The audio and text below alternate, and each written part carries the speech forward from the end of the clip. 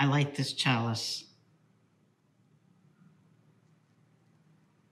to remind us of the light of this community, of the love that holds us all, and of our deep interconnectedness.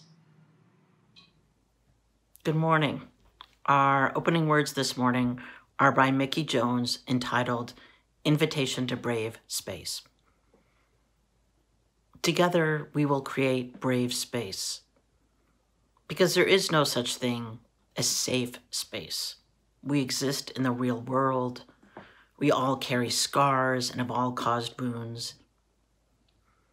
In this space, we seek to turn down the volume of the outside world. We amplify voices that fight to be heard elsewhere. We call each other to more truth and more love. We have to start somewhere and continue to grow. We have to examine what we think and what we know. We won't be perfect. This space will not be perfect.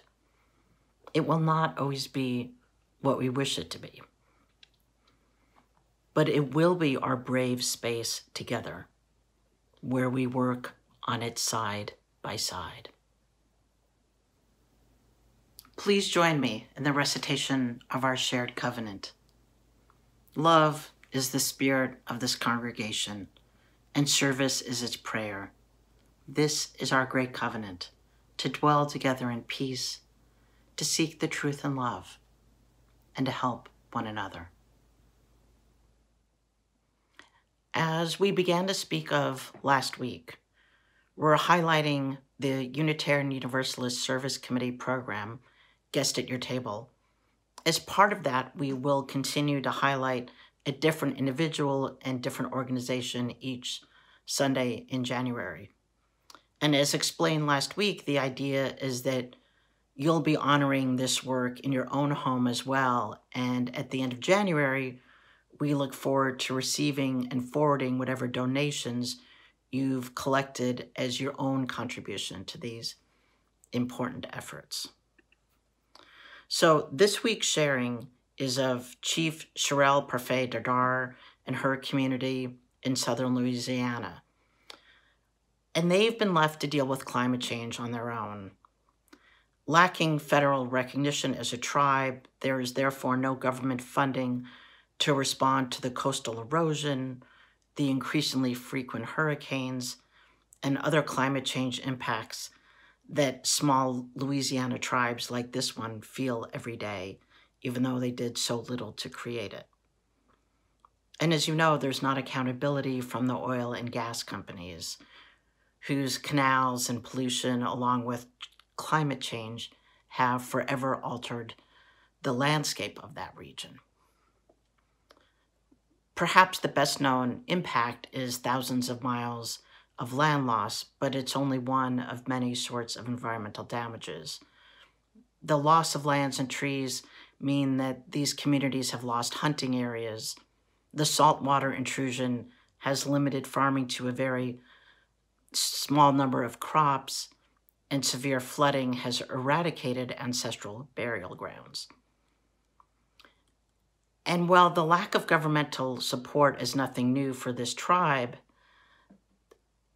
it's worth noting that the tribe has also never received any repatriation from the government or for the industry for the environmental damages caused.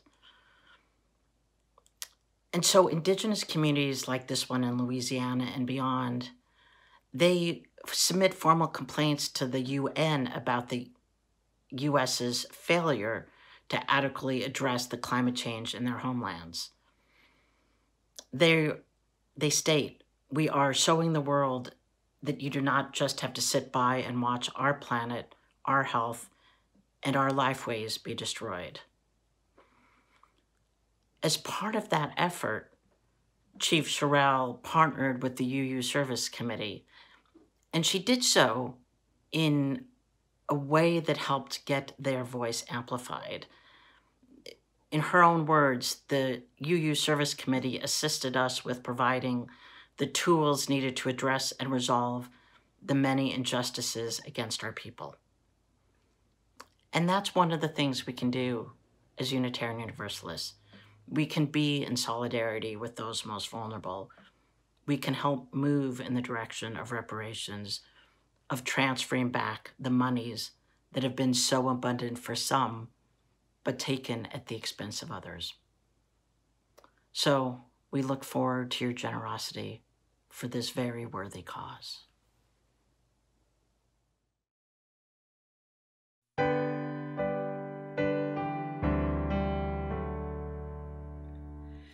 Precious Lord, take my hand, lead me on, help me stand. I am tired, I am weak, I am worn. Through the storm, through the night, lead me on to the light. Take my hand, precious Lord, lead me home.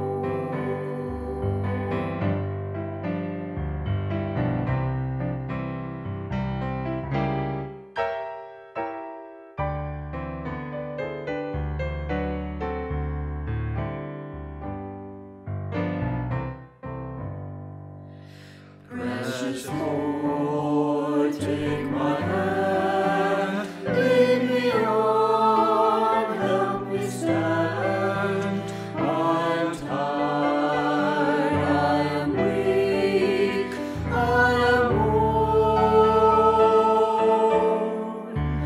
Through the storm, through the night, lead me on to the light.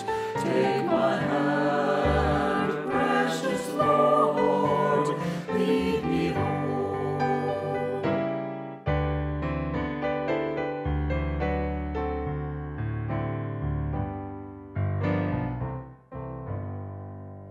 When my way was weary, precious Lord, bring me. When my life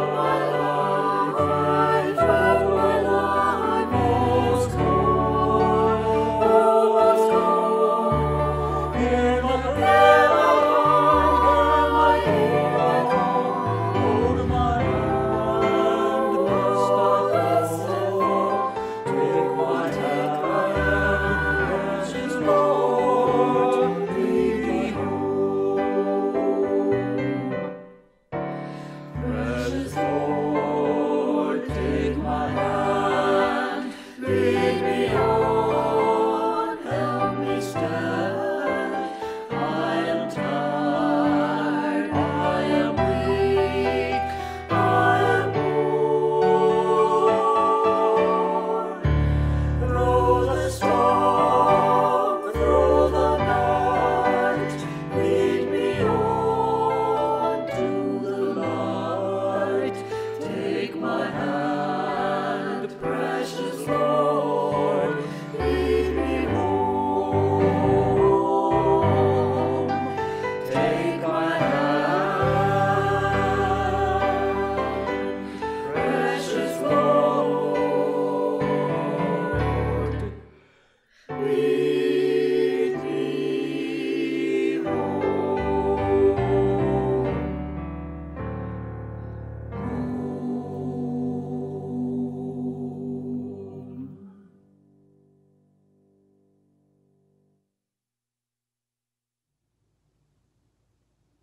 So a minister walks into a bar. No, really. A few decades ago, I was traveling with one of my best friends then in the Southwest United States.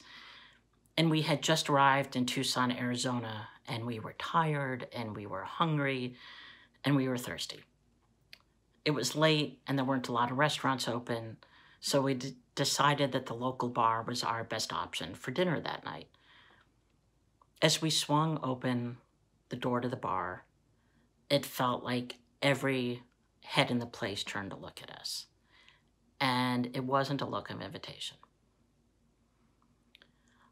My friend and I looked at each other, and without words, we closed the door without entering and proceeded to look elsewhere for dinner. Because we knew what had happened, even if neither of us wanted to name it. The problem, if you will, is that my friend is Black. And in southern Arizona, where we were, that alone was cause for suspicion and more. And it had already been a pretty heartbreaking time there. It wasn't the first encounter with racism, and it clearly wouldn't be the last. And yet I managed in my brain to rationalize that experience and thought, oh, the Southwest is so racist. It took me, as I've shared with you before, many more years and many more examples like this before I'd even begin to grasp the idea of the deeply embedded racism that presents itself in nearly all facets of our society. And I'm highlighting this story to say that I know we're on differing points of this journey of awareness. Some of us have been doing this work for decades or live this reality, this truth of the deep pervasiveness of racism, while others are just beginning to understand the need for white people to feel urgent about the undoing of racism. And I think that's kind of true all over the country for Unitarian Universalists. Many are still learning, while others, particularly those subject to racism, are already all too familiar with these realities. It was only 5 years ago that a number of our UU colleagues of color created Black Lives UU, or BLUE, as it's often called. It's a shared space and affinity group for BIPOC individuals, and BIPOC meaning Black, Indigenous people of color. It's a space for BIPOC folks to unpack the racism that they deal with on a daily basis. Black Lives UU was formed after a series of incidents within Unitarian Universalist congregations. It became clear that we still have a lot of work to do. And there are many, many stories of this. But one of the ones that sticks with me most comes from a colleague I work with on a regular basis. And this brilliant minister, who is Black, says that when her 20-something son comes onto the campus of their congregation, every time, if he's not actually with her, that some member of the congregation calls staff or even her to say, oh my God, there's this young Black man just wandering around the congregational campus, as though being young and Black and male is enough concern for cause. And this breaks her heart on a daily basis. Rightfully. So in 2017, Black Lives UU offered materials for what they called a white supremacy teach-in. More than 750 congregations chose to participate. And what was being asked and what was done was to name the racism, systemic and institutional, in our congregations and in ourselves. UUCSC didn't participate explicitly in the teach-in, and to be fair, I didn't bring it to you because I didn't think as a congregation we were quite there, but we did use many of the materials in worship. And at the same time, the Racial Justice Committee had been doing great work for a while, bringing forth conversations and learning opportunities in various ways, all of which brings us to where we are today. But to go back to that teach-in for a moment, the results to it around the country and around the world were mixed. For some congregations, the day was enlightening and the beginning of a really meaningful shift. For other congregations, the pushback varied from light to intense. And for a not insubstantial number of congregations, the response was one of sheer anger. Now, the anger predictably came from those with the most to lose by addressing racism, meaning those in power. And this was no minor schism. colleagues of color received death threats repeatedly.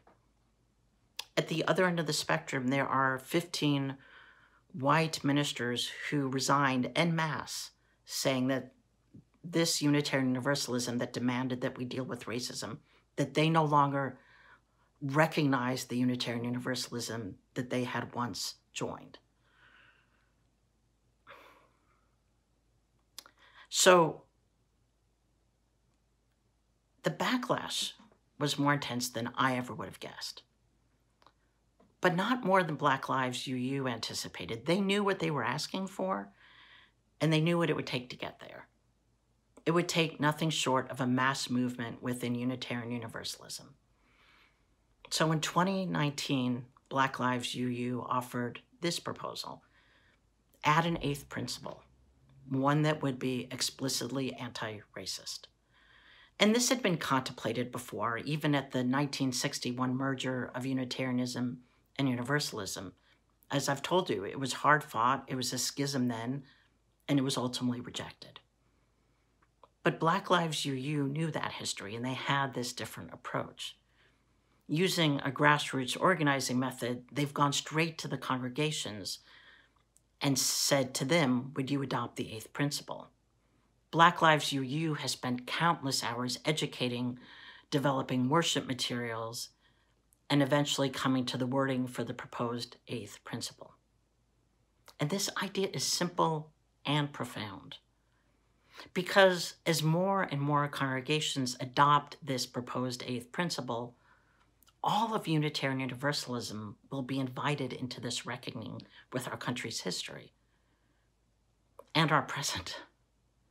As more and more congregations adopt the 8th principle, pressure increases on the entirety of the denomination to adopt it as a whole body at our next General Assembly. And that's where we come in, beloveds. As you've heard or as you've experienced, many of us have been meeting weekly since June to work on the dismantling of racism. And some among us have been working on this or been the target of this for years or longer. And it's time to change that together. One way it changes is for this congregation to work towards adoption of the 8th principle. We'd be joining more than 150 other Unitarian Universalist congregations that have already done so. Now, we have options. We could just bring the principle to a congregational vote, meaning we could just decide to vote on it in June and say, job well done. But that's not what's needed. We need to understand what's being asked of us, why it's being asked, and then willingly and openly vote in the affirmative. It's not an easy task, but it's a very necessary one. Why I think we need to adopt an 8th principle. The 7 principles that express what Unitarian Universalists strive to live by could each be seen as an unspoken but assumed aspect of the 8th principle.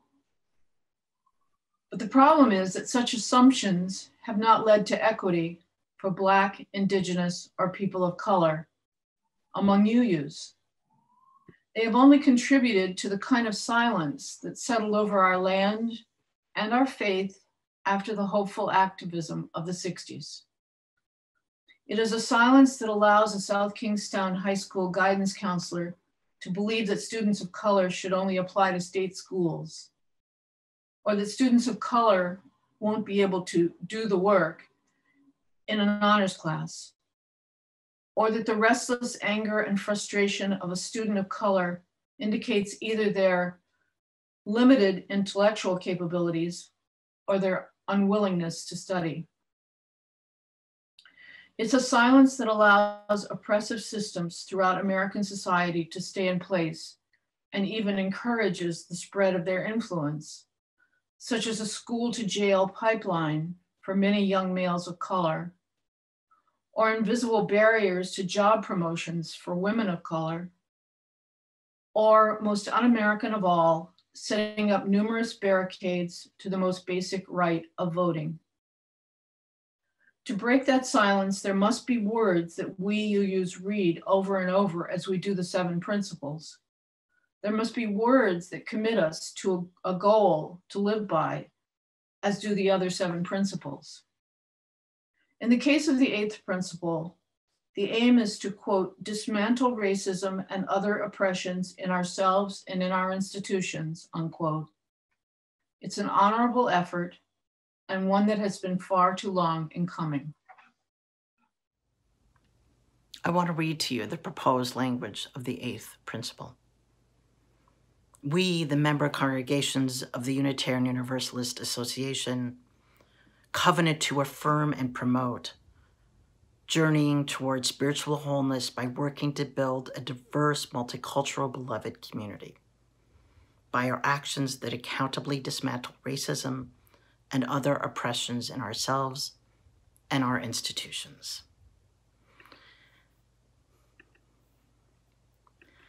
And I've heard a lot of well-meaning white people say, I love this idea of the 8th principle, but the principle is written poorly, or some variation of that. And I say this to say that's not ours to decide. This is the language written by those impacted by racism. White folks don't get to edit out those truths in the name of clarity, grammar, or any other reason. And I ask that we instead understand the essence of what's being asked and commit to that, instead of getting caught up in the phraseology. Can we work towards the intent of the principle and the call to action that it purposefully invokes? Because if we adopt the principle, we adopt it as written, and then we strive to live by it. If enough congregations do the same, the 8th principle will be heard at the General Assembly. It is there that meaningful additions or suggestions will be heard and then discussed at length. But, and I want to say this is important, don't focus there. Because it's never been about the language of the principle. It's about working to dismantle the systems of oppression, and not the least among those is the way white people have been taught to monitor and correct the language of others. So many well-meaning white people, myself included, are so inculcated in these systems of oppression that we don't see them unless we work to do so every day. I think by now we all know what happens when we ignore the racism in our country. We get Trumpism, homegrown terrorism, and so much more. And none of this is going to go away January 20th. It'll be less obvious, but no less pervasive. So in the coming months, when you hear about the 8th principle in committees, from the board, in small groups, I ask that you enter into the conversation, into these opportunities for learning together. There are resources galore on our website, and sometime between late spring and June, we'll bring this principle to you for a congregational vote. We're not done with the democratic process. I want us to both vote for the 8th principle, and I want us to understand why we're doing so. Good morning. I'm Natalie, and I'm here to share my thoughts about the 8th principle. So as many of you know, I'm currently serving as the president of this congregation, and I have been working on a lot of issues like our budget and our building and making sure that our policies and our bylaws are up to date. And these are important tasks, and it's important work to keep our congregation running. But Reverend DL has reminded me very wisely that we really need to take time to focus on more important, bigger issues that are bigger than just our congregation. And one of those is racism and dismantling white supremacy. So to that end, I started to participate in the small group that was exploring the 7 principles. And I learned a lot about our faith tradition. And it became clear to me that these 7 principles are something that I feel it's important to live by. But even though they contain words like inherent worth and dignity and justice and equity and acceptance, there is something missing in our 7 principles. And it really hit home to me when I read a piece from a woman named Paula Cole Jones. And she said that in reality, a Unitarian Universalist could use our 7 principles as a spiritual guide and never have to grapple with issues of racism. And it's true. There is something missing in our 7 principles if we do not name the evils of racism and white supremacy. So I just want to say, as the president of the congregation, I fully support adopting this 8th principle. It's also a little bit more personal for me as a mother of 2 Black children and as an educator who works with people who are incarcerated, and as many of us know, at a disproportionate rate, much higher than white people are incarcerated. So, as the president of this congregation, as a parent, and as an educator, I fully support the adoption of this 8th principle, and I hope our congregation will do the same. Thank you. This is the faith work of our time. To be the generation that says, this is enough, we commit ourselves to learning more and doing better. Not in comfortable ways, and not even ways we necessarily choose, but in the ways that most meaningfully change the culture of this country and this denomination to be truly inclusive. May we commit ourselves to this necessary journey. Blessed be. We shall overcome. We shall overcome. We shall overcome someday. Oh, deep in my heart, I do believe that we shall overcome someday. We'll walk hand in hand. We'll walk hand in hand. We'll walk hand in hand someday. Oh, deep in my heart, I do believe that we'll walk hand in hand someday. We shall all be free. We shall all be free. We shall all be free someday. Oh, deep in my heart, I do believe that we shall all be free someday. We shall live in peace. We shall live in peace. We shall live in peace someday. Oh, deep in my heart, I do believe that we shall live in peace someday. I close today with some words from the Reverend Barber II, the heir apparent to the late Reverend Dr. Martin Luther King Jr. and the leader of the Poor People's Campaign. And he says, racism may target Black people, but it damns a democracy and it damns humanity. And that's why we have to have a moral fusion in order to battle racists. The abolition movement was black and white. This civil rights movement was black and white.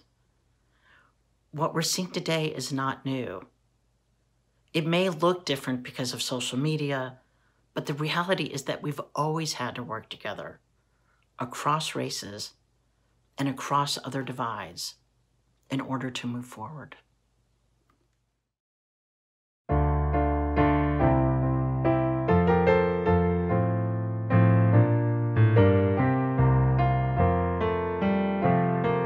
Carry the flame of peace and love until we meet again. Carry the flame of peace and love until we meet again. Carry the flame of peace and love until we